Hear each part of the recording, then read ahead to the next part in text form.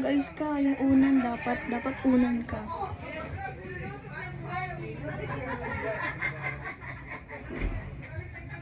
Naantok ito. Ha? Naantok. Anto ka?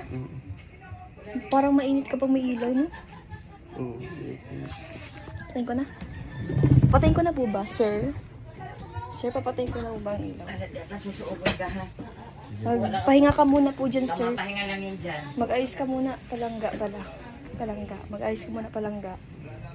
Mag-ayos ka ng higa mo. Gusto pang kurahawan? Yan. Papahinga po muna siya. Next session naman po si Langga. Magsusuog na po siya. Titinan po kung sino yung mga nanggalaw sa kanya. Pangalan na tunay. Rowel.